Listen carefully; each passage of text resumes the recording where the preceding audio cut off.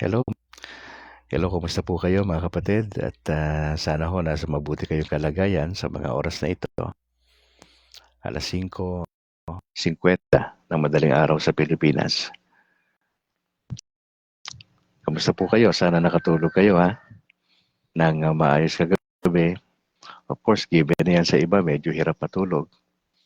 Ilang oras lang, hindi nakukumpleto yung 7 hanggang 8 oras na tulog. Pero kung may chance ko tayo, bumabawi tayo sa hapon. Opo, napakabuti ng Lord sa atin mga kapatid. Hindi ho nagbabago ang Diyos sa atin, yung kanyang dealings. Sa kabila ng mga struggles natin in life, yung ating pagkukulang sa Panginoon, kawalan ng pasensya natin, kawalan po minsan ng disiplina natin, ay naandun pa rin yung pagmamahal ng ating Panginoong Yesus. Patuloy niya tayong tinutulungan, sinasamahan sa ating journey, sa ating Christian life, hanggang sa dulo.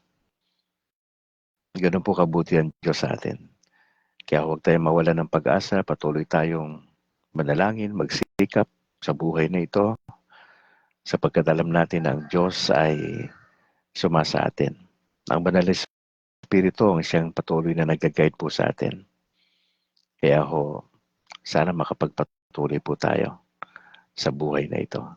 Napaka-importante po nun mga kapatid, na makita natin yung ating mga sarili sa araw-araw sa liwanag ng kanyang salita. Kagabi umulan dito sa Bacolod at dagdag na naman yan ng tubig para sa komunidad. Meron ditong balon, opo, na nagagamit po namin para sa mga gawaing bahay. Malaking tulong ang ulan, mga kapatid. Opo. Kaya patuloy tayo nagpapasalamat sa kabutihan ng ating Panginoon Diyos. Antayin natin si Apple. Oo. Antayin natin si Apple. Oo. Biglang nag-decline yung kay Apple Isa pa. Okay natin.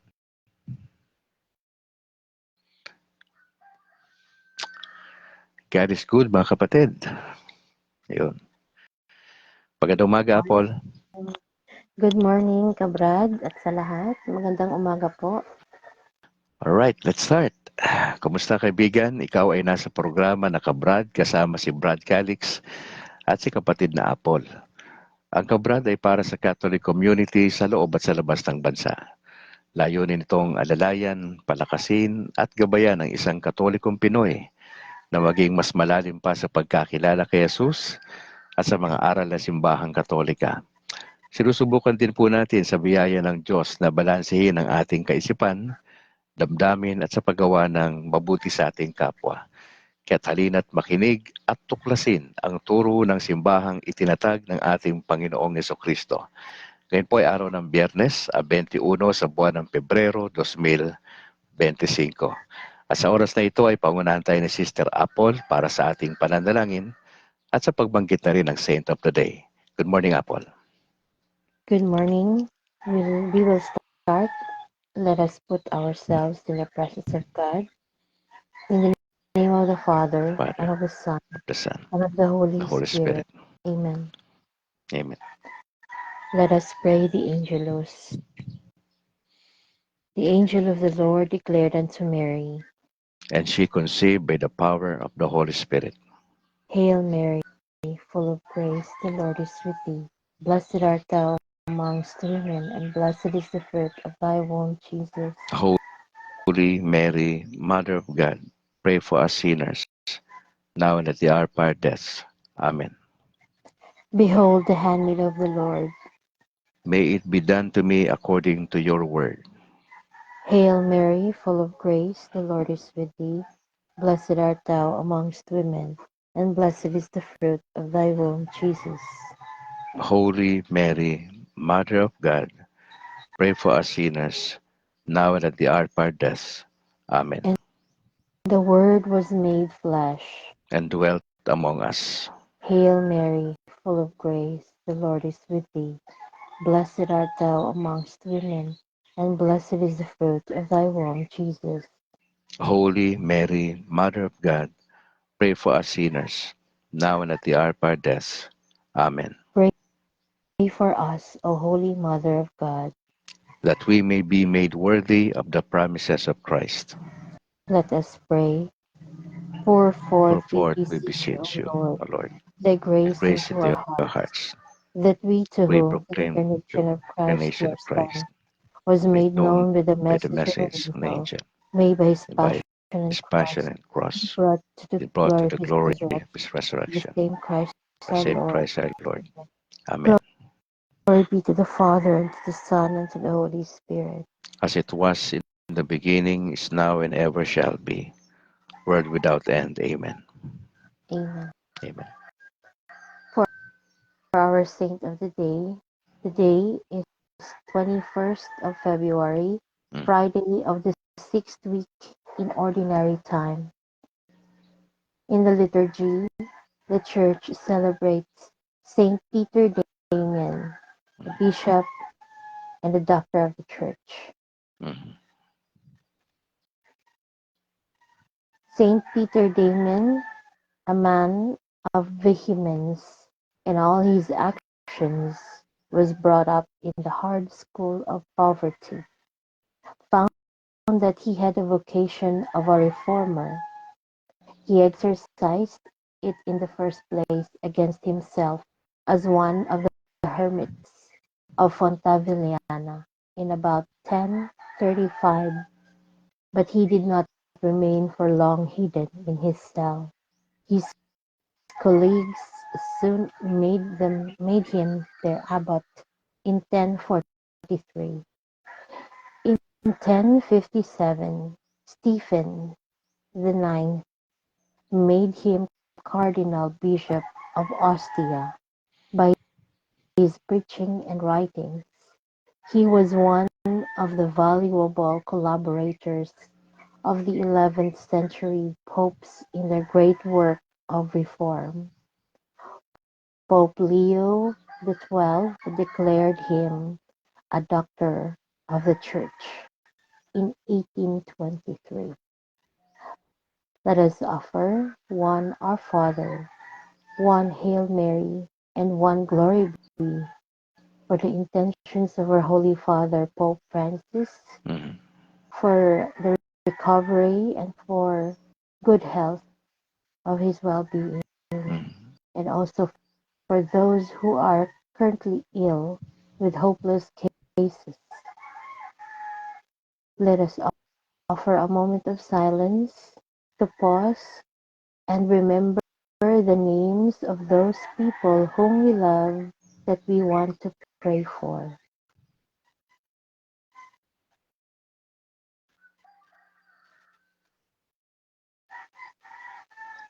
Our Father, who art in heaven, hallowed be thy name. Thy kingdom come, thy will be done on earth as it is in heaven. Give us this day our daily bread, and forgive us our trespasses, as we forgive those who trespass against us. And lead us not into temptation, but deliver us from evil. Amen. Hail Mary, full of grace, the Lord is with thee. Blessed art thou amongst women, and blessed is the fruit of thy womb, Jesus. Holy Mary, Mother of God, pray for us sinners, now and at the hour of our death. Amen. Glory be to the Father, and to the Son, and to the Holy Spirit. As it was in the beginning, is now, and ever shall be, world without end. Amen. Saint Peter Damian, pray for us. Pray for us, In the name of the Father, and the of the Father, Son, and of the and of Son, the Holy and the Holy Spirit. Spirit. Amen. Good morning. Amen. Apol, baka may gusto kang may announcement kayo para sa inyong parokya at sa ibang mga kaibigan, kakilala na pwede mong i-shoutout today. Just go ahead, Apol. Yes, good morning po sa lahat ng mga parishioners ng Our Lady of the Immaculate Conception, Mm. Agnes Mansilingan Parish, sa lahat ng mga church workers na kaibigan natin dyan na araw-araw na nanonood sa ating mga BEC heads, altar servers. Good morning po sa inyong lahat and happy serving sa ating parokya. Wala si Father. And sa aking pamilya na palaging nanonood, sa aking magulang, kay Mama Emily and Papa Larry. Good morning sa aking mga kapatid, pinsan, at sa tita ko na nandyan sa Valladolid, Kabrad.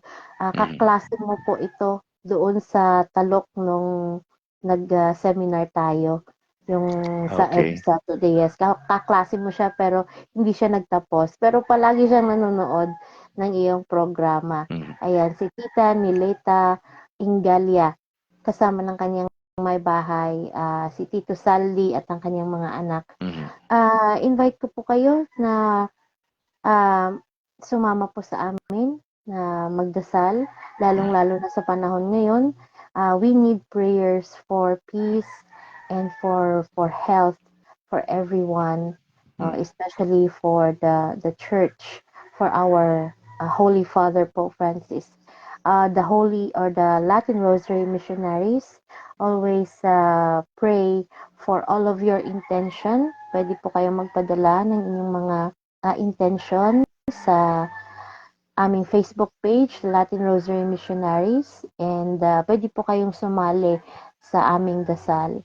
At invite ko rin, Brad, yung program ng ating Catholic Faith Defenders, Diocese of Bacolod. We have a regular program sa DYAF po, Sabado ng umaga, alas 8 hanggang alas 9 ng umaga, Historia Sagrada, at Linggo po, alauna hanggang alas 2, ang Liwan nga Dalan. Ayan. Sa DYAF, Onse 43. Sa ang Catholic radio station ng Diocese of Bacolod. Sa lahat, magandang umaga. Sa lahat po na nandirito, good morning po sa inyo at God bless po. Nawa ay patnubayan tayo palagi ng Panginoon, pakaingatan at gabayan sa araw-araw ng ating buhay. Good morning sa lahat and God bless us all. Good morning ka, Brad. Maraming salamat, Apple, for joining sa ating broadcast. Yun. Si Apple po ay regular natin nakasama from Monday to Friday.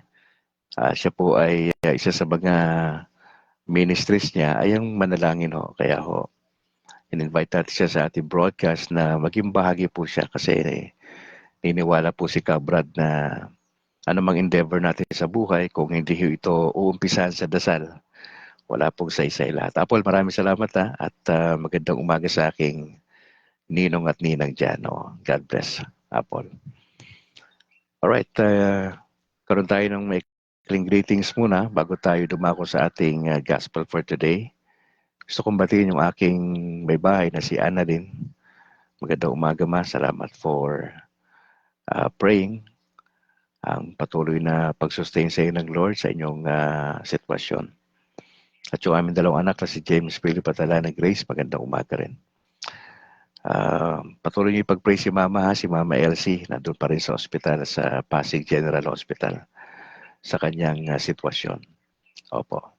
Si Loisa, binabati ko rin, si Fred Al, si Charo, si Nicole, si Jairus Matthew, si Buddy, si Bimbim, si Paulo, si Picoy, si Rox, saka si Esme at yung kanilang mga anak. Si Julie, si Ronlian dyan sa bahagi ng Pangasinan, si Ate Lydia, si Buboy, saka si Bogs at yung kanilang mga anak. Magandang umaga. Si Tio Joe at Tia Edna, yung kanilang buong pamilya. Magandang umaga po. At lahat ng aking kamag-anak dyan sa Palawig, Carolbon, Vera Catanduanes, magandang umaga po. At sa inyong parish priest, Lord willing ho, by October this year ay makapasyalo tayo dyan sa ating lugar. Gusto kong batiin yung aking parish priest sa San Juan de Pomoceno Parish Church sa Sumag, si Very Reverend Father Lou Antonio Franca na nandun ho sa Cebu, lahat ng mga kaparian ng buong Diocese ng Bacolod, kasama po si Bishop Patricio Buson. Ganoon din kay Father Robert Christopher Nobles, magandang umaga.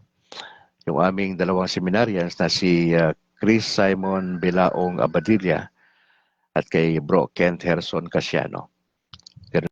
Hindi kay Sister Malu Alvarez Tan, yung aming presidente ng PPC, at lahat ng mga opisyalis, magandang umaga po. Si Bro Bernardo Apuyon sa Finance, sa kanyang buong pamilya, kay Bro Mike Sarad, ang aming Parish Secretary, kay Marilyn Logroño at kay Jubian Mare na kanyang makasamahan.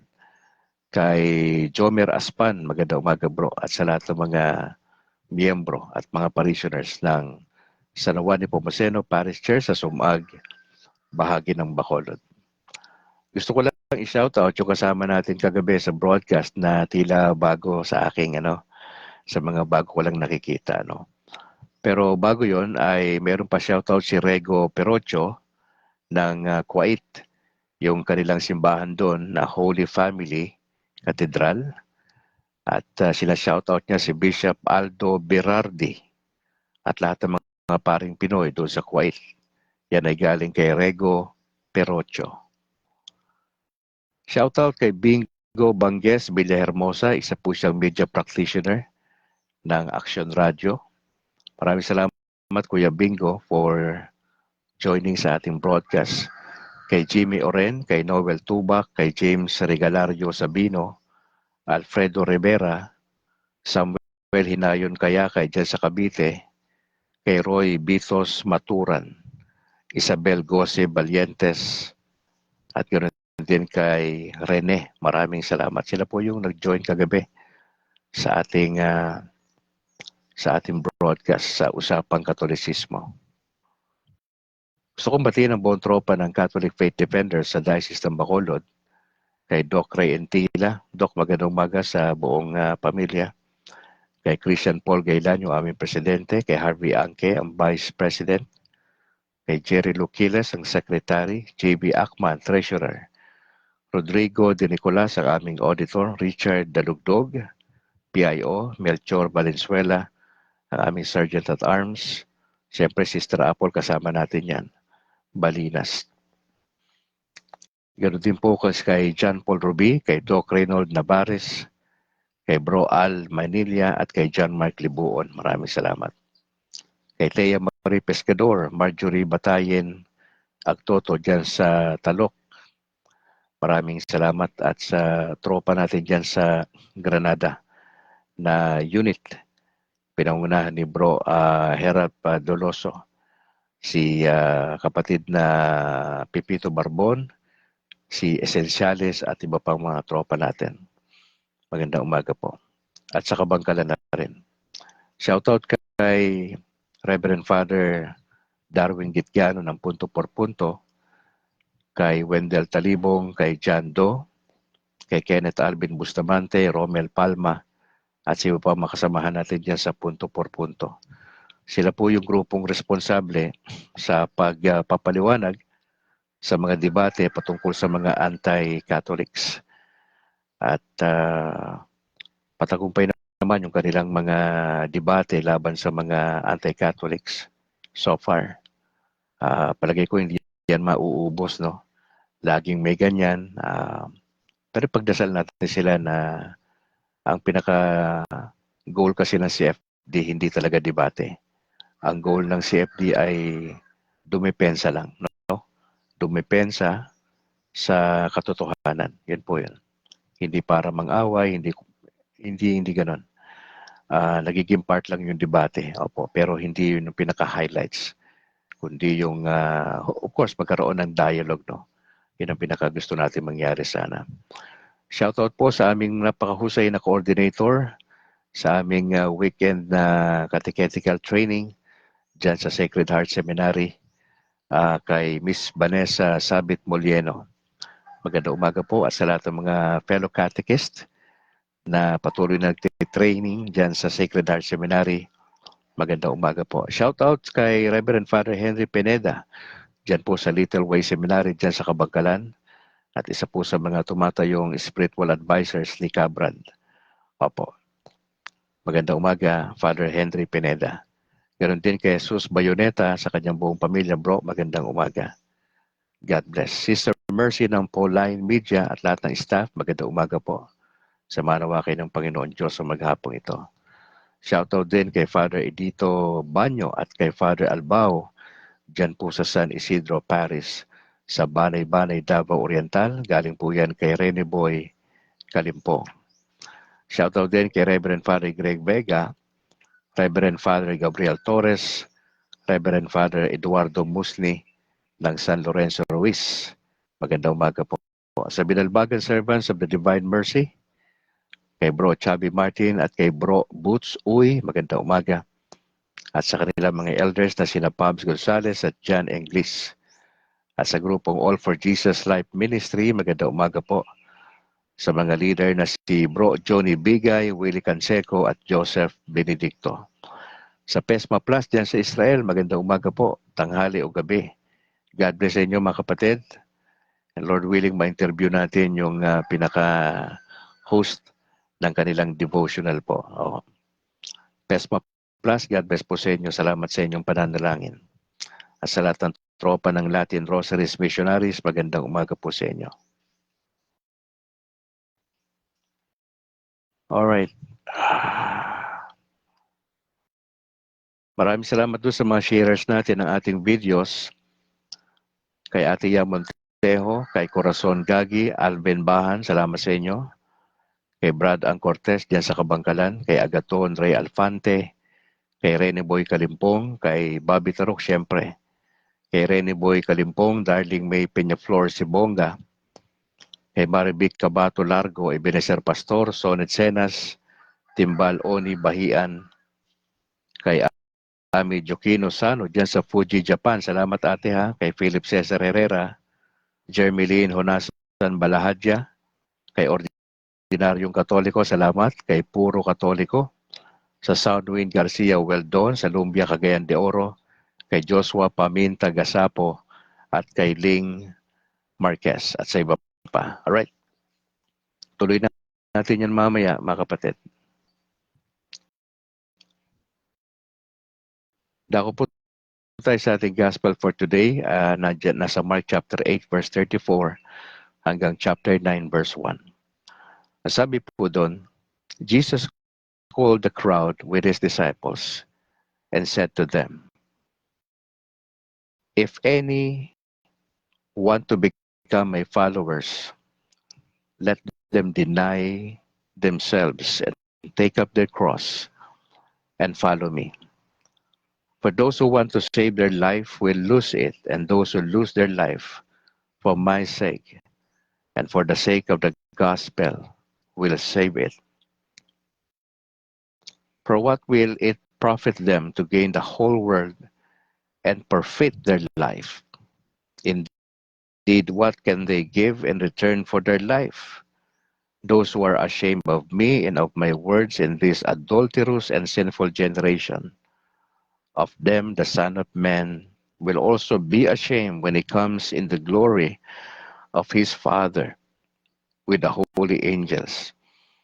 And he said to them, "Truly I tell you, there are some standing here who will not taste death until they see that the kingdom of God has come with power." Mga kapatid, ito pong gospel for today natin ay lubhang mahalaga. Ito po ay panawagan para sa bawat Katoliko sa Pilipinas at maging sa labas ng bansa na maging tagasunod ng ating Panginoong Jesucristo.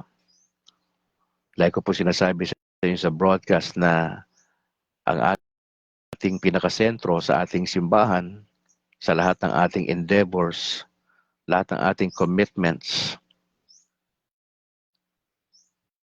ay ang Panginoong Jesucristo. Siya po yung ating tagapagligtas. Siya po yung inaantay natin na babalik. Pag namatay tayo, haharap tayo sa Kanya. Tayo po ay magbibigay sulit. But for now, habang tayo nasa lupa, ay ito isang bukas na panawagan ang maging tunay na disipulo ng ating Panginoong Hesus. Actually, tingnan niyo yung context no, sa talatang 34. Tinawag niya ang crowd. Ang crowd po ay mixture ng lalaki at babae, may mga bata dyan. Iba-iba yung kanilang pananaw sa buhay, iba-iba yung trabaho po nila. Kasama po yung mga disciples. Tandaan nyo, tinawag ni Jesus ang crowd, kabilang dun yung mga disciples, at itong panawagan na ito for discipleship ay bukas para sa lahat. Sabi ng Panginoon, if any want to become my followers, it is an open invitation to anyone, to any Catholics nationwide and beyond. Sabi ng Panginoon, let them deny themselves. Ano ibig sabihin ng salitang deny dito? Hindi mo asikasuhin ang sarili mo? Pabayaan mo yung personal growth mo, career, and development? Hindi ho. Ang ibig sabihin ng salitang deny ay you will love less yourself. Yung priority mo, hindi yung sarili mo. Kasi it is a call of for discipleship eh.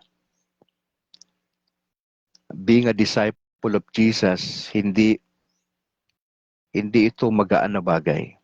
Mabigat po yun. To be called a follower of Jesus, FOJ, sa 2025, hindi ho yan ganun kadali. May mga sacrifices, mga kapatid. Ano yung una? We have to deny ourselves. Hindi na tayo ang priority, kapatid. Hindi na ikaw. Kung meron ka mang listahan na 1 to 10, actually, ang Diyos nga above dun sa listahan mo eh. Ikalawa ka na lang. Yung career mo, yung pamilya, lahat yan, pangalawa na lang.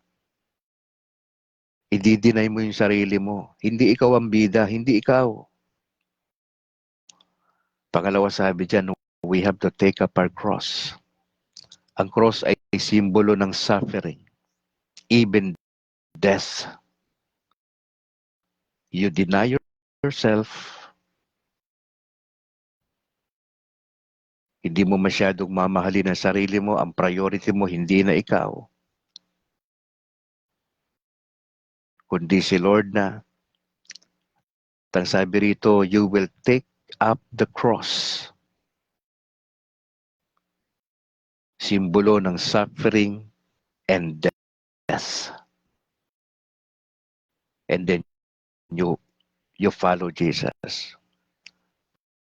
Magkakasama ho itong tatlong to. Denying ourselves, taking up our cross. Ito, tuloy-tuloy po ito hanggat nabubuhay tayo eh. Hanggat nasa lupa tayo, dire-diretso po ito. I-deny mo yung sarili mo araw-araw. It's a daily battle. It's a daily challenges. Mga kapatid. Denying ourselves, taking up the cross, habang dinideny mo yung sarili mo, pasan mo yung sufferings, at the same time sumusunod ka sa Panginoon. Now tell me, madali? Sabi mo sa akin, madali ba ito? Itong panawagan, itong bukas na imbitasyon ng Panginoon sa lahat. Now tandaan nyo, kasama yung crowd. Ang crowd at ang disciples sinasabihan ng Panginoon Diyos. It was an open invitation to all of us.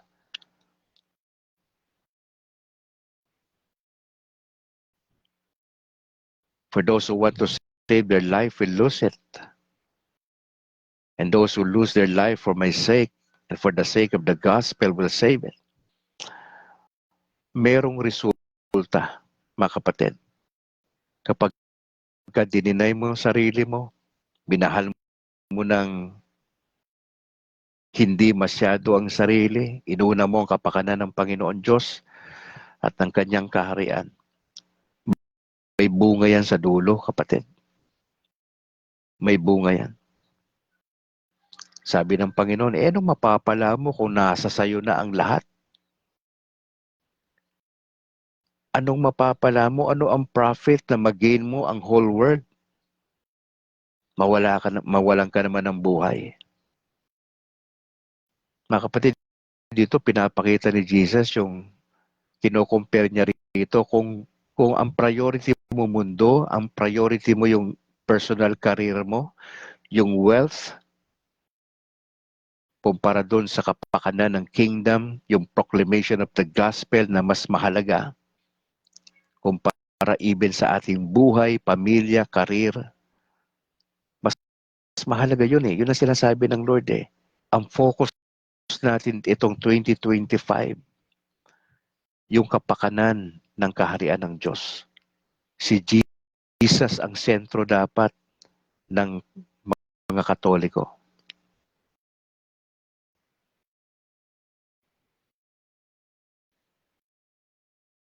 Dalawang bagay pwedeng gawin ng Katoliko sa 2025. Ikahiya mo si Jesus at ang kanyang salita. Magbingi-bingihan ka sa panawagan na ito ng pagiging follower ni Jesus. May options ka lagi. Narinig mo yung panawagan, dalawa po ang tugon ng Katoliko dyan. Papalampasin lang sa tenga yan at yung iba dyan seryosohin. Saan po tayo doon, mga kapatid? At sabi ni Jesus sa kanyang panahon, ito, adulterous ito, sinful generation. Sabi niya sa crowd at sa mga disciples, kung ikakahiya niyo ako at ang aking salita, ikakahiya ko rin kayo.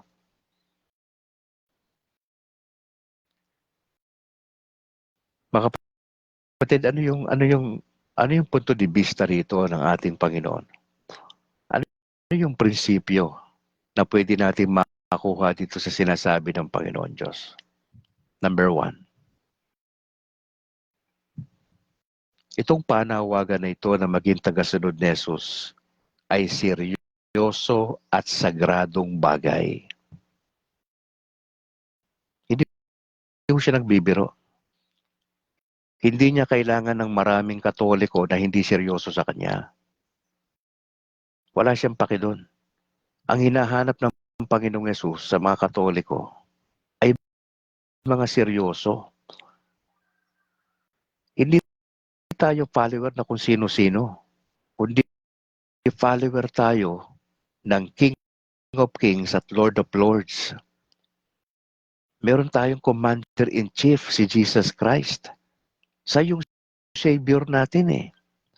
Siya yung pinaka-focal point na simbahang Katoliko. Yan ang gusto mangyari ng Panginoon Diyos. Hari nawa sa bawat parokya. Magsimula kay Pope Francis, sa mga kardinal ho natin, sa Archbishop, sa Bishop, sa mga Monsignor, sa mga kaparian natin, sa mga deacons natin, at sa mga laiko na katulad mo, kapatid. Masumpungan ni Jesus na merong mga faithful. Kasi hindi talaga lahat magiging tapat sa dulo. Nasa gitna tayo ng laban ngayon, kapatid. Nasa gitna na tayo At yung ating battle ay constant.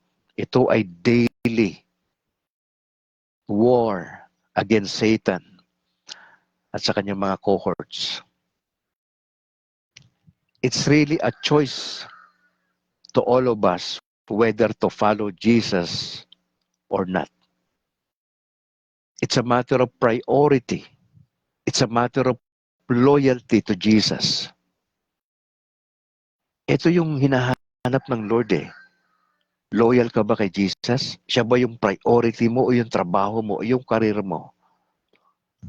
Yung personal development mo yung importante sa'yo, wala kang paki sa evangelization. Wala kang paki sa kapitbahay mo. Wala po tayong impact. Yun po yung problema natin eh. Marahil matagal ka ng Katoliko, kaibigan. Marami kang involvement sa parokya. Pero ang tanong, si Jesus ba talaga yung pinaka-motivation natin sa ministry? Siya ba yung gusto talaga nating parangalan? Talaga bang follower tayo ni Jesus? O involved tayo sa gawain ng Panginoon Diyos pero ang gusto natin mangyari, tayo ang maitaas, tayo maging bida, tayo mga pabebe tayo sa ministry. Tayo yung sikat, tayo yung pinapalakpakan. Mali po yan. Malis na lang po kayo dyan sa ministry nyo ngayon. Kung yan po yung motivation. Dapat makita sa ating lahat mga kapatid. Magsimula kay Pope Francis. Sa lahat ng cardinal natin. Sa lahat ng mga bishops natin, kaparian, sa lahat ng deacons natin, sa lahat ng mga ministry heads ng different ministries sa loob ng simbahan po ng Katoliko. Dapat si Jesus ang sentro. Lahat ng papuri, lahat ng parangal, lahat po tayo merong servant attitude. Hindi tayo pabida. Mga utusan tayo ni Jesus. Mga servants po tayo. Ang bida lang si Jesus, wala nang iba eh. That's number one. Ang panawagan na ito ay isang seryosong panawagan at sagrado na panawagan na to become a follower of Jesus. Siguro itatanong ko sa inyo, nakahanda po ba tayo sa mga sinasabi ni Jesus? Sure ka ba? Gusto mong maging follower ni Jesus? Merong requirements eh. Yes, totoo na ito ay bukas na panawagan ng Diyos na si Kristo. Pero ready ka ba doon sa requirements? Doon sa dadaanan mo na we have to deny ourselves, we have to take up our cross. As we deny ourselves, as we take up our cross, and we will follow the Lord Jesus Christ. Kaya ba? Kaya? Kayang sundan, kayang gawin? Kapatid, ang maging Katoliko siguro, medyo magaan-gaan pa. May dadaanan kang proseso. Katekismo, sakramento ng binyag, sakramento ng confirmation, Eucharist. Ang entrance mo, baptism. Pero ibang usapan, kapatid, yung maging tagasunod ka ni Kristo. Mas mabigat yun. Mas mabigat yun. Yun ay seryosong hamon sa bawat Katoliko sa buong Pilipinas. At seryosong hamon. Sagrado at seryosong hamon sa bawat Katoliko. Kapatid, ready ka dyan? Siguro iba sa atin sasabihin, teka muna, Brad Calix. Parang parang medyo malabo ata ako dyan Pamahirap tumaya dyan.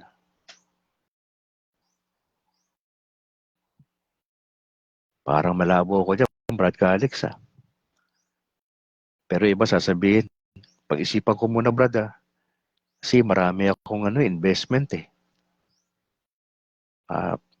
Di ako sure dyan, Brad Yung iba siguro sasabihin, try ko lang. Try ko yan. Hindi ko alam Hindi ako sure. Tatry ko lang. Pero may iba sa inyo, mananahimik, magsasawalang kibo, mananalangin. I-internalize nyo. Kasi hindi biro eh. I-deny mo sarili mo. Mabigat po yan eh. Doon lang sa unang hakbang na yun na i-deny mo ang sarili mo, mabigat na hakbang yan. Eh paano kung nasa kasagsagan ka ng edad mo na 40 anyos, nasabi nga nila dapat eh, sa edad mo na yan eh, ayan ang pinaka-prime mo na eh, di ba? Malaki sweldo mo, meron ka ng investment sa buhay, successful ka na sa edad na 40. Eh kaya lang sabi ng Bible, you have to deny yourself. You take up your cross and then you follow Jesus. Mga kapatid, pangalawa, mas mahalaga po yung kaharian ng Panginoon Diyos kaysa yung ating sariling kaharian. That's why ini-involve tayo, mga kapatid, sa evangelization. Sa discipleship. Magkasama ko yan. Evangelization, hindi ang trabaho ni Bishop. Hindi ang trabaho ng mga pari lang natin, ng mga deacons natin. Trabaho yan ng bawat Katoliko sa Pilipinas. Yung involvement sa evangelization.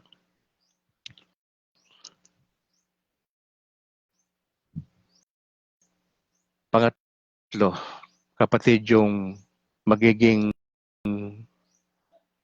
tugon mo dyan sa dulo, mahalaga. Yung decision mo na gagawin, ikaw yan. Kung ang decision mo, baliwalain yung invitation sa'yo ni Lord, nasa sa'yo yan. Magiging passive ka sa yung Christian life, nominal ka na Katoliko na Kristiyano, it's up to you. It's a matter of choice. But if you want to grow, if you want to experience breakthrough sa buhay pananampalataya, pag-isipan mong mabuti yung pag-join sa grupo ng Panginoon na mga follower ni Jesus. FOJ. Yun yung tawag ng Panginoon. Seryoso at banal na tawag. Sana ho nakatulong to mga kapatid. Ito pinag-uusapan natin. Alright, para po sa ating second segment, let's talk about family. Kasi kahapon pinag-usapan natin tungkol sa trabaho. Kasi balanse tayo sa ating broadcast. Let's talk about family. Ano ba yung disenyo ng Lord para sa pamilya? Importante, dapat buo, di ba? Mamaya, pasinin natin sinasabi ng catechism tungkol sa pamilya. Pero let's define, ano ba itong family na ito? What is a good meaning of family? Isa sa mga meaning ng mabuting pamilya, ang pamilya daw po ay dapat merong love, may pagmamahal, merong support, merong trust, at merong belonging. Pero ano ba ang pamilya? Ito po ay basic unit ng community. Ang tatay, ang nanay, na may basbas ng kasal, ng matrimonya ng kasal. Sa context natin mga Katoliko, importante yan. Kaya kung kayo po ay nagli-live-in, Katoliko kayo matagal na, nasa mortal sin kayo kapatid. Ano sinasabi ni Brad Calix? Ayusin nyo na po ang problema nyo. Tandaan nyo, walang blessing si Lord sa live-in. Hindi yan ang kalooban ng Diyos na magsama lang kayo, na tinetesting nyo lang yung relasyon.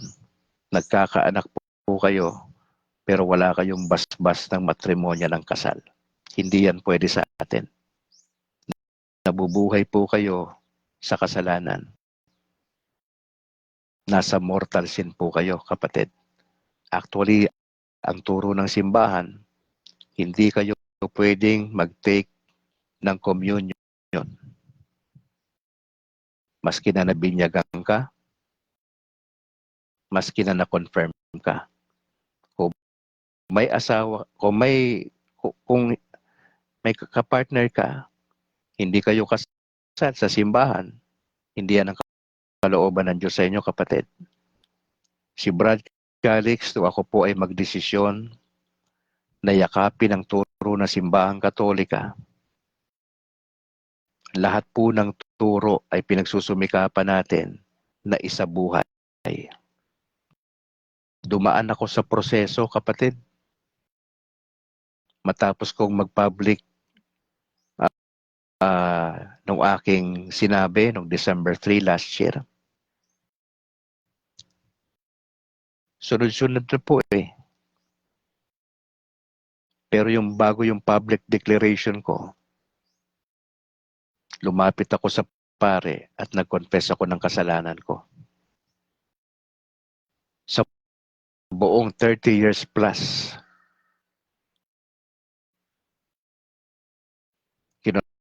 confess ko sa pare yung major sins na nagawa ko sa Panginoon at against the church. Nabinyagan na ho ko, bata pa ako 1970. Nabinyagan ho ko. Pagkatapos ng confession sa pare, I was confirmed by the bishop, Bishop Patricio Buson, noong June.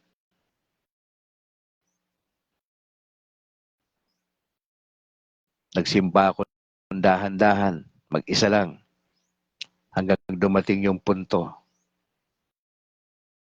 Sabi ko, dapat makasal ako sa simbahan.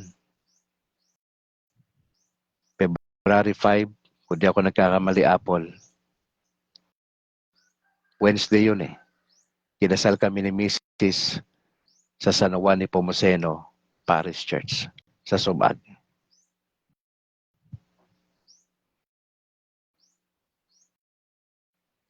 Saka lang namin na-enjoy yung Eucharist. Yun ang tamang proseso, kapatid. Palagay ko majority hindi yan nakiintindihan ng mga Katoliko sa Pilipinas Nagjo-join lang sila sa communion na hindi talaga naiintindihan. Kaya ho nandito si Brad Calix para mag-guide po sa inyo. Itatama natin yung mali. Itama lang pwede namang itama yan Huwag nyo ikatuwiran na wala kayong pera. Hindi nyo kailangan ng pera para may kasal kayo. Ang pare, pag lumapit kayo sa kanya at sinabi nyo yung sitwasyon ninyo, pwedeng gawa ng paraan yan. Huwag nyo antayin na mag-ipon kayo ng pera para makasal kayo sa simbahan. Hindi kailangan po yun. Dalawang witnesses lang natatayo doon sa kasal ninyo. Pwedeng mass wedding na gagawin ng parokya, pwedeng exclusive na kayo lang. Depende sa inyo yan Pero hindi kinakailangan na parang artista yung dating ng kasal nyo. Hindi yun kailangan. Ulitin ko, hindi yun kailangan. Ang kailangan lang kayo na nag-live-in yung witnesses na 2 piraso at yung pare na magkakasal sa inyo, okay na yan.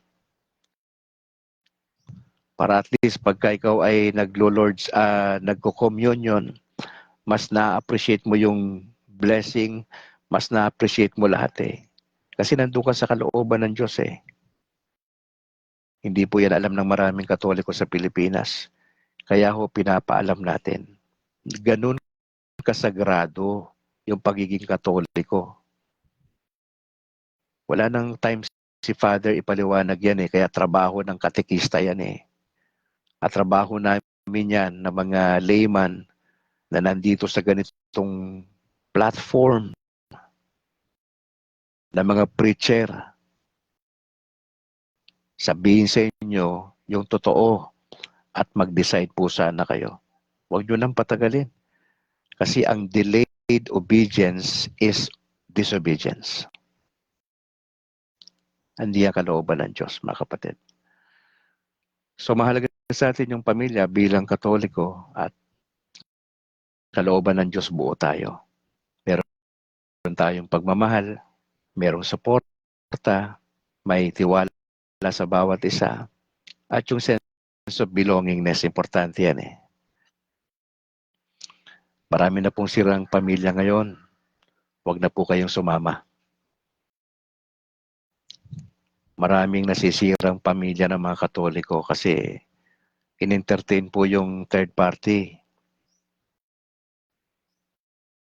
Problema yan ng mga OFWs natin, nasisira ang pamilya.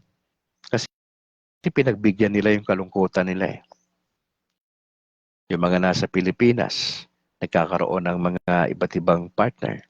Yun yung reality, kapatid. Anong gagawin mo bilang Katoliko? Yung temptations, everyday yan. Hindi lang yung mga bishops na nakakaranas niyan, yung mga pari natin, yung mga deacons natin, even yung mga laiko na katulad mo, kapatid. Yung nasa iba't ibang religious orders, temptations, ay lahat ito halos nararanasan natin to. It's a matter of choice kung magkakasala ka talaga. Do not blame Satan. If you fall sa kasalanan, do not blame him. Who's to blame? You and me. It's a matter of choice. To commit a sin, it's a matter of choice. Pinili mo kasi yun eh. Kaya ka ginusto mo yun eh. Hindi yung gusto ng Lord. Ang trabaho ni Satan, i-tempt lang tayo. But to choose, walang power si Satan. Nasa iyo ang power to choose. Mga kapatid, seryosong bagay yung usapang pamilya. Parami na ako napapansing wasak na pamilya sa Pilipinas. Hindi guarantee na maraming pera, okay ang pamilya. Hindi guarantee na maraming sasakyan, maraming investment, happy yung family. Hindi po. Hindi yan nakukuha sa pagandahan ng sasakyan, palakihan ng properties, investments, hindi ho. Majority dyan wasak ang pamilya. May pera, pero wasak ang pamilya. Hindi nagkikibuan pag nasa loob ng bahay. Merong silent war. Pag magpapapicture sila, parang masasaya lahat. Pero may third party palang involved. Mga naghihiwalay ng mga Katoliko. Mga kapatid, seryosong bagay ito. Usapang pampamilya kada Biyernes. Kamusta pamilya mo, kapatid? Kamusta kayo ni Mrs.? Kamusta kayo ni Mr.? Nag-uusap ba kayo? May time kayo mag-usap? O madalas yung away nyo? Meron ba kayo respeto sa bawat isa? O pinapakilaman mo yung wallet ng asawa mo? Pinapakilaman mo yung cellphone ng mister mo? Sa batas po natin, hindi pwede yan. Kung meron kang tiwala sa partner mo, hindi mo gagawin yan. Anong susi sa relasyon?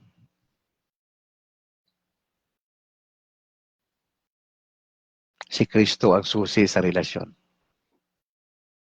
Nakalimutan natin yun eh. Akala natin pag marami tayong pera, yun na yun. Akala natin pag marami tayong investment, okay na. Akala natin ang sagot sa pamilya, maraming pera dapat. Dapat busy tayo lahat. Hindi po eh.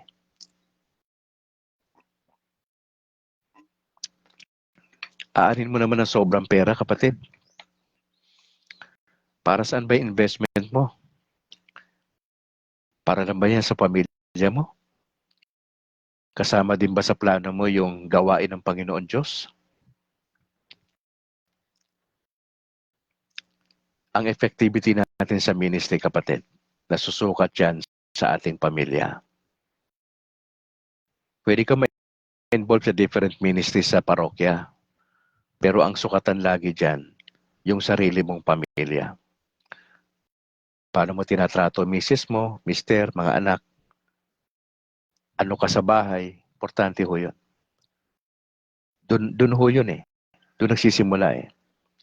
Paano mo hinahandle yung relationship pag nag-aaway kayo? Maraming issues sa pamilya, sa usapang pampamilya. Maraming issues. Hindi nauubos. Kaya ho kailangan natin ang tulong ng Panginoon. Yung kanyang biyaya, yung kanyang salita. Meron tayong small group dapat. Meron tayong mga leaders na nagmamature sa kanilang relationship. Hindi perfect. Hindi natin ma-achieve ang perfection ng marriage. Hindi ho. Walang ganon. Maraming challenges. Walang perfectong relasyon. Nag-aaway, nagkakatampuhan. Part of the game, ika nga. Pero maganda rito, may tampuhan man, hindi tayo natutulog na masama ang loob sa bawat isa. If you fear God, itakot ka sa Diyos, natututo ka magpatawad eh. Yun ang maganda eh. Pero subukan mo matulog kayo mag-asawa na nag-away kayo tapos hindi kayo nagkasundo bago matulog. Disaster po yan. Kasi imaginein mo, magkasama kayo sa kama, pero nakatalikod kayo sa bawat isa. Bakit? May problema kayo eh. May problema kayo eh. Pagkagising nyo, hindi kayo nagpapansinan. Sira na yung maghapon nyo eh. Nakikita kayo ng mga bata, sira na po yun. Lagi kayong ganon. Hindi kayo nakaget over doon. Yung mga anak nyo, pag nagpamilya yan, the same din ang gagawin nila. Bakit? Kasi model tayo eh. Hindi tayo marunong sa pamilya eh. Lagi tayo nagsisigawan. Kailan ba magsigawan? Kailangan ba na wala tayong respeto pa nagsasalita tayo? Kailangan ba magmura tayo? Kailangan ba yon? Habang kumakain tayo, nagagalit tayo sa anak natin. Halos hindi nila malunok yung kinakain nila kasi doon kayo nag-aaway sa pagkain. I've been to that situation for many years nung kami mga bata pa. I've been to that situation. Gusto mo matulog, hindi kayo makatulog kasi nag-aaway. O pinag-aaway yan, pera.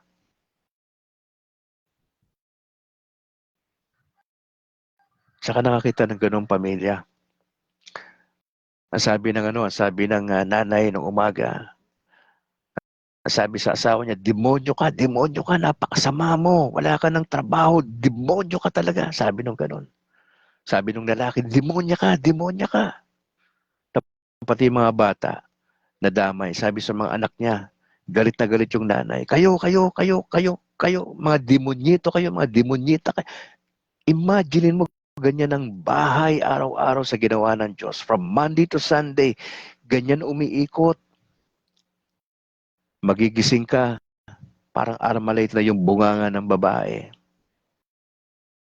Masyadong madaldal, masyadong maingay, kararating lang nung mister niya, imbis na asikasuhin niya, timplahan ng kape, etc. Wala na yung ganun eh, wala na yun, nabura na yun sa sistema natin. Yung proper respect, wala na. Unti-unti nang nalulusaw yung mga values na dating meron. Wala na po. Imaginein mo yung anak mo lumaki sa ganyan. Ano nga asahan mo sa kanila pag sila naman? Uulitin lang din ho nila kasi nga hindi tayo magandang modelo. Uulitin lang din nila yun sa kanilang sariling pamilya. Kaya kung Katoliko po kayo, matagal na kayong Katoliko, at walang pagmamahal sa bahay, walang respeto, ayaw nating tulungan ng bawat isa. Di ba sabi ko nga sa inyo, kung ang misis nyo may trabaho, OFW yan, madalas sa Pilipinas ganun eh, ang lumalabas ng bansa, babae. Tapos yung lalaki nakahilata lang sa bahay, walang ginagawa. Ang kapal na mukha mo, Brad. Kapal na mukha mo. Hindi ko kayang gawin yan. Ako wala akong trabaho eh. Misis ko nagtatrabaho pero sa lagay niya ngayon, hindi siya makapagtrabaho. Brad, ako naiiwan sa bahay. Ako nagtatrabaho sa bahay. Ako naglilinis. Ako naglalaba. dati. Ngayon, nagpapalaban na kasi level up na tayo ngayon eh. Hinahatid ko yung mga bata, sinusundo ko yung mga bata. Ako nagsasaing. Ako nag-iigib. Tapos ikaw nakahilata ka lang dyan, Brad. Tapos sabihin mo, active ka pa sa parokya nyo, pero pagdating sa bahay, iba ginagawa mo. Asawa mo nasa abroad, hindi mo nga siya ma-chat ng maayos pagkagabi. Active ka lang kapag katatanggap ka na ng remittance. Anong klase ka naman? Naati mong gawin yan. Kung ikaw kaya lumabas ng bansa at yan ang gawin ng misis mo sa'yo, papansinin ka lang kapag katatanggap na ng remittance. Anong pakiramdam mo, Brad? Ikaw yung nando sa abroad, tapos yung asawa mo pahila-hilata lang dyan sa bahay at dumi-dumi ng bahay. Anong gagawin mo? Sabi mo, ipagawa mo yung budget na yan ng bahay, pagandahin, tapos winaldas ng misis mo yung pera. Dinala kung saan-saan ng lalaki siya. Anong pakiramdam, Brad? Ikaw yung nasa labas, nagpapakahirap ka ron, halos hindi ka na kumakain doon. Seafarer ka, marino ka, na nandun ka, tapos ganyan ang partner mo sa Pilipinas, what would you feel? Maging patas tayo sa partner natin. Naiwan ka sa Pilipinas eh. Asikasuhin mo yung bahay. Ayusin mo. Huwag kang ganyan, lumabang ka ng patas. Kaya hindi tayo tumatagal sa relasyon eh. Wala kang pakialam eh. Tandaan mo to ha. Marami na ako nakausap bilang pastor sa ministeryo ko. Marami na akong dinidil na mga mag-asawa noon. Huwag ka na sumabay. Kung alam mo dapat nasa tamang pag-iisip ka, kaibigan, tulungan mo misis mo. Ikaw na dyan sa bahay, sa mga bata. Huwag ka na mag-ano ng ibang partner, Brad. Sobra na yan. Tapos mabalitaan ng misis mo yan doon. Ano gagawin niya ron sa palagay mo? Kaya may mga babae na tumatalon eh. Di ba? Hindi na nakayanan eh. May mga seaman na nagja-jump overboard sa sa vessel eh. Bakit? Wala kang pakisama eh. Gusto mo siya lang lagi mahirapan doon eh. Pahila-hilata ka lang sa bahay, wala kang pake. Tapos gusto mo, nangangarap ka ng malusog na tahanan, wala kang pake. Hindi yan pwede. Brad, paprangkahin kita. Maski na mag-usap pa tayo, paprangkahin kita. Hindi yan pwede. Wala ka sa kalooban ng Diyos, Brad. Kung ikaw na babae naman, ganyan ang ginagawa mo, ayusin mo na. May tsansa pa. Ayusin mo na yan. Ayusin mo na.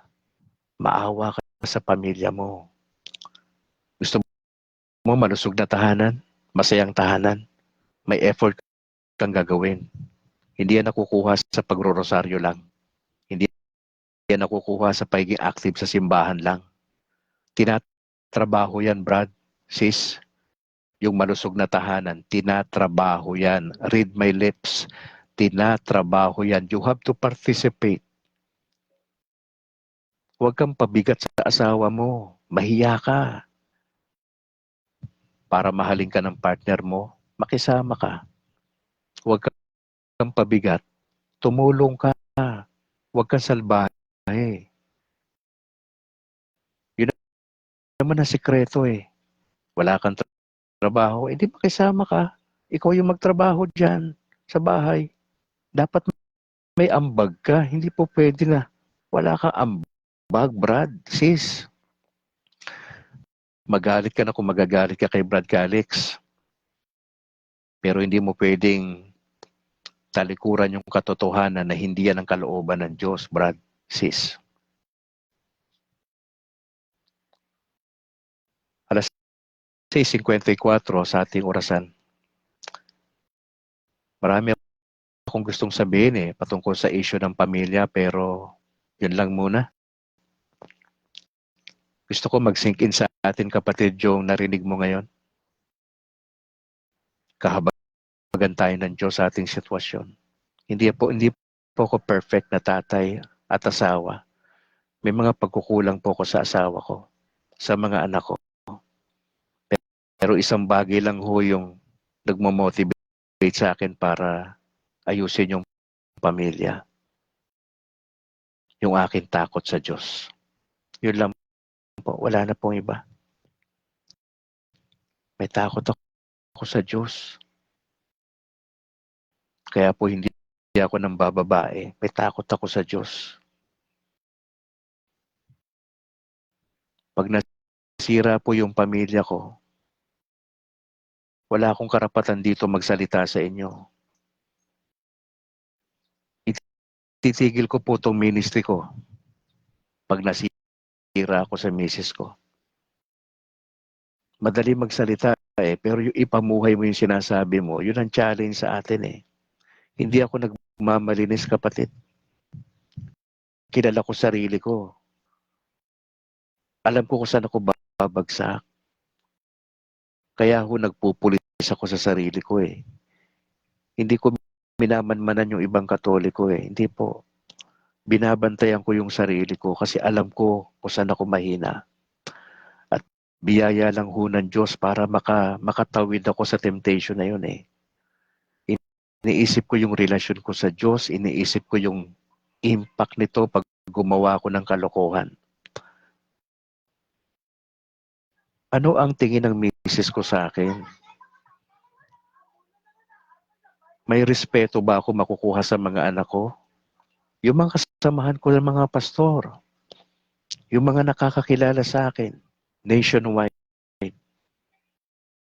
anong sasabihin nila pag bumagsak ako?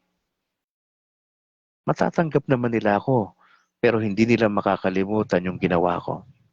Mapapatawad nyo ako, pero hindi nyo makakalimutan yung ginawa ko. Yun yung reality nun. Iba ang pagpapatawad, iba yung lagi mong naaalala yun. Pero pinatawad mo na, di ba? Pero pag nakikita mo yung tao, naririnig mo yung pangalan niya, biglang gumaganon yun sa utak mo na merong isang pagkakataon sa buhay ng taong yon na siya ay nagkamali. Walang problema kay Lord kasi si Lord, pag nagpatawad, limot lahat. Ang tao may problema Nagpapatawad tayo, pero hindi tayo nakakalimot. Yan ang tao.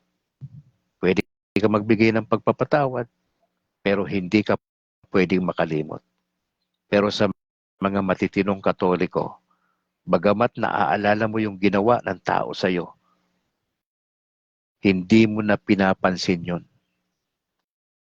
Sinusubukan mong i-erase yun sa memorya mo. Nagpa-pops up yan lang din yun But you choose na hindi pansinin po yun. But basically ang tao pwede magpatawad pero mahirap makalimot. Mga kapatid, 6:58 sa aking orasan. As I close, mga kapatid, meron po ako nakita na ang Archbishop po, Cardinal, nakalimutan ko yung pangalan sa Manila, nagre-request po siya sa lahat ng mga Katoliko sa Manila, 5:00 ng hapon mamaya, na magkaroon ng Holy Hour. Ang intention para po sa pagaling ng ating Santo Papa Francis. Kung may time po kayo, 5:00 sa hapon, we can join sa prayers ng mga taga Manila. If you would like to join. Actually, ginawa naman natin kanina kasama si Apple na ipinagdasal natin si Pope Francis. Mga kapatid, gusto ko lang i-acknowledge ito yung mga kapatid natin dito. Si Sosimo Inojo dyan sa Ireland, si Angel Amoma sa Japan, salamat po. Alex Dugang sa Ohio, USA, Elenita Villete dyan sa Greece, si Rosa Tadeo dyan sa Hong Kong, Roberto Galang sa Rome, Italy, si Ta Arnel Jawad Sigosio sa Malaysia, Usting Fabon Robines sa Umpad sa Sicily, Italy, si Romel Parado sa Perugia, Italy, Arturo Pagarpatan sa Ghana, Africa, kay Rego Perocho sa Kuwait, Alan Yaneta, Hungary, James Walter Ibanada Tapik sa Canada, si Enteng Narem dyan sa Libya, si Eric Cordero sa Singapore, Ariel Berge sa Canada, at kay Nathan Rose Iligan sa Kingdom of Saudi Arabia. Announcement natin mga kapatid. Ang Association of Pastors Converted to Roman Catholic Church in the Philippines Incorporated na pinangunahan ni Bro Noe Dora bilang ministry head ay magkakaroon po sila ng ika-10 anibersaryo itong March 4. Alas 12 po yan, nagagawin doon sa Pastors Formation House sa Lumbia, Cagayan de Oro City. Pagdasal po natin yung needs nung anniversary. Shoutout din kay Archbishop Julius Tonel, DD, dyan sa Cagayan de Oro City. Mga kapatid, nagpipray po si Brad Calix ng 1 hektaryang lupa sa Bacolod, preferably Murcia. Para saan yung 1 hektarya, Brad Calix? Tatayuan po natin yan ng chapel para po yan sa mga converted pastors. Opo. Tayo po nangangasiwa sa Negros Occidental. Ang pinaka-home base natin, Bacolod City. Time will come, kung meron na po yan, kailangan natin bakuran yan. Kung ibibigay ng Lord yung lupa this year, I will be celebrating my first year anniversary sa Catholic Church. December 3 sa birthday ko mismo. At kung meron na tayo niyan, magse-celebrate tayo dyan sa Murcia. Kung sa Murcia man tayo bibigyan ng Lord ng lupa, hindi ako sure. Pwede ibigay ng Lord dyan this second quarter o sa birthday ko mismo sa December 3. Hindi ko alam. Maraming surprises ang Lord sa atin eh. Pero basically, ang lupa ay para doon sa mga converted pastors, ha? Uunahin natin yung chapel. So, anuin muna natin yan. Babakuran natin yan, yung 1 hektarya na yan. Ang first project natin, papatayo tayo ng chapel, unahin natin. Tapos pangalawa, yung mga kwarto-kwarto para doon sa mga kapatiran na magiging kasama natin dyan. At yung kalahati po ng hektarya ay gagawin natin for livelihood. Magtatanim-tanim po tayo dyan para masustain po yung needs namin. Doon din po kami titira kasi. Yung aking pamilya ay lilipat doon. So para ma-manage natin yung ministry. Ako po ay manager lang doon ha. Hindi ako may-ari noon. Si Lord may-ari noon. At yun po ay nasa ilalim po ng ating diocese ng Bacolod. Ganun po set up natin doon ha. At least klaro ho sa inyo yan. Kung kayo man may mag-i-invest po dyan later on, tutulong kayo, magdodonate kayo, pambili ng graba, semento, mga iba pang kailangan sa construction. Please extend your help and donations later on mga kapatid. Hindi natin kaya mag-isa yan. I-manage lang natin yan. At transparent tayo dyan sa mga money matters ha. Opo, transparent tayo. Pag nag-donate ka, para saan? Just let me know. At papakita natin yung resulta niyan ha. At kung kayo malapit-lapit sa Negros, you can visit actually the place pag meron na ha, para makita nyo na ito pala may nangyayari doon sa binibigay nyo. Yun naman dapat ang mangyari. Opo. Nasabi naman na ni Apple kanina yung grupo ng CFD na meron ng broadcast sa DYAF. Opo. Tulungan nyo po ang CFD sa Bacolod. Meron po kaming merchandise na may mga binibenta, yung proceeds yan, para po yan doon sa mga lakad namin, sa mga iba't ibang munisipyo na gustong i-organize yung kanilang CFD. Wala hong pondong binibigay ang parokya at ang diocese. Wala po, walang pondo. Kaya ito po yung aming maliit na naisipan. Actually, inabot ko na ho yan. Bago pa ako na convert yan sa Catholic may ganyan na sila. Kaya kung gusto nyo tumulong, punta kayo sa FB page na Catholic Merchandise at doon nyo makikita iba't ibang pwedeng bilhin. At yun po, kung may mga tanong ho kayo, pwede kayong tumawag sa 099285-50205. Opo. para sa ilang mga detalye. Ang Sangguniang Laiko ng Pilipinas ay magkakaroon ng Walk for Life, Walk for Hope 2025. Ito na po yung Sunday, alas 4 ng hapon. Ang meeting place dyan sa Lone Sea Flower Clock area, dyan sa Rizal Park, sa Luneta. Ang rota ho, magsimula sa Maria Orosa Street hanggang Manila Cathedral.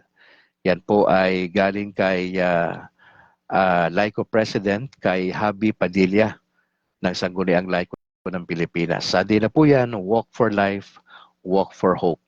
Pakibalita yan sa mga kapatid natin sa Maynila. Alright? Maraming salamat, Armida Decena. Ma'am, salamat po for joining. Kay Feliciano Bacleon, watching from Gingoog City, sabi ni Feliciano. Salamat. Kay Nicolay Mochilias Luceños. Maraming salamat, bro. Maylene Balmoria Lagria from Tagum City, Davao del Norte. Salamat po, Maylene. Regards sa buong pamilya. Sa aking may bahay, maraming salamat, ma, for joining. Arturo Pagatpatan, bro, maraming salamat. God bless sa buong pamilya. Diyan sa Kuwait. Ordinaryong Katoliko, salamat po. Kay Sir Bingo Bangues, Villa Hermosa, isang media practitioner, Action Radio, kung di ako nagkakamali. Salamat, Sir Bingo. Regards po sa buong pamilya, sir. Kay Raydan Garcia, maraming salamat for joining. Bobby Tarok, Brad, salamat ha. Kay Maria Julia Cisnero, nakapatid ko nandiyan sa Pagasinan, salamat tol. Agaton Ray Alfante, salamat. Kay Ya Montejo, salamat ate. Kay Apple, kay Nilo Bonita, Corazon Gagi, salamat. Kay Sergio Emperado, kaibigan po natin to. Salamat, Sergio. Magaling mag-arnis po ito na nabitin yung aming pag-aarnis Kung may time tayo ulit, Sergio, ay papasyal po ako sa inyo ha. Salamat po sa pag-join. Kay Alben Bahan, maraming salamat. Sino pa ba? So far, yun naman nandito.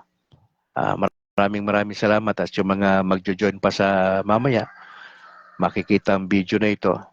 Maraming salamat kapatid ha. Yung mga videos natin ay ina-upload dyan ni Bro George sa kanyang Labor of Love. George, thank you ha sa pag-upload. Suportan yung ating YouTube channel, ang State of Grace TV. Please subscribe mga kapatid at ipakalat natin to sa lahat ng Catholic community nationwide. Suportahan natin itong YouTube channel ni Brad Calix na State of Grace TV.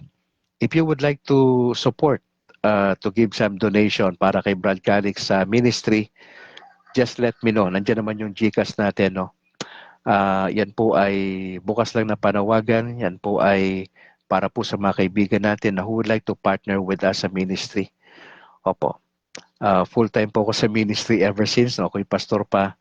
At nung ako'y hindi na pastor at ako'y sumama sa Catholic community, the same pa rin po. I live by faith as generosity ng mga kapatiran. Doon lang po tayo umaasa sa ating Panginoon Diyos. Maraming salamat sa mga tutugon at ipagdasal niyo ako sa mga preparations. Pinakamahirap sa lahat yung preparations. Madali magsalita kasi kaya natin gawin yan. Pero ang kinakatakutan ko lagi, yung laman ng sinasabi ko. Kasi maari kayong mapahamak, maari kayong mag-grow sa faith at sana hindi doon sa kapahamakan, kundi doon sa inyong paglago sa ating pananampalataya, sa sama-sama nating paglalakbay sa buhay pananampalatayang ito. Magkikita tayo mamayang gabi alas 8 sa ating Usapang Katolisismo. Tayo ay nasa paragraph 3 na mamayang gabi. Tayo po'y manalangin. In the name of the Father, and of the Son, and of the Holy Spirit. Ama, salamat po sa umagang ito. Kami nagdadasal para sa aming Santo Papa Francis sa kanyang kalagayan. Tulungan niyo po siya makarecover. Nag-alay na po ang iba't ibang parokya at iba't ibang diocese sa Pilipinas ng dasal para sa kanyang recovery. Tulungan niyo po siya. Pinagdadasal din po namin ang lahat ng mga kaparian sa buong Pilipinas lahat ng bishops, magampanan nila ang kanilang tungkulin ng may takot sa Diyos. Mapagpastoran nila ng mabuti ang lahat ng parokya. Nagdadasal po kami ng pag-iingat nyo sa mga pari namin sa buong Diocese ng Bacolod na nasa Cebu. Ito yung kanilang huling araw doon at probably sa hapon babiyahe na sila. Ang inyong pag-iingat sa kanilang lahat kasama ang aming obispo na si Bishop Patricio Buson. Pagpalaan nyo rin po ang event sa March 4 sa 10th year anniversary sa Cagayan de Oro. Ang mga pastor na na-convert sa Catholic Church, sila po ay magpupuntahan sa Cagayan. Pagpalaan nyo si kapatid na Noe Dora. Pagka ibigay nga po ninyo, Ama, ang lahat ng pangangailangan doon at yung kanilang tagapagsalita. Nagdarasal po kami ng 1 hektaryang lupa sa Murcia para sa inyong gawain. Hindi po namin alam kung kailan nyo ibibigay yan, pero naniniwala po kami na ibibigay nyo yan sa tamang panahon. Ang mga kapatiran na mag-i-invest para sa ministry dyan, alam ko na inihahanda nyo na po sila. Tulungan nyo ko na mamanage ko ang gawain ng Panginoon Diyos ng may katapatan. Pagpalaan nyo po ang bawat isa. We just pray for good health sa lahat ng makasama namin sa broadcast today. Nihiling namin ang inyong gabay, ang inyong pagpapala sa lahat ng Catholic community. Lord, we pray. Ma-involve kami sa evangelization and discipleship.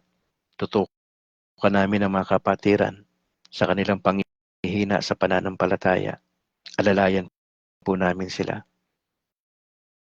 Maraming salamat, Ama, sa inyong gagawin na himala para sa akin may bahay, kay Annalyn, kay Ronalyn, sa kay Wenny Angel.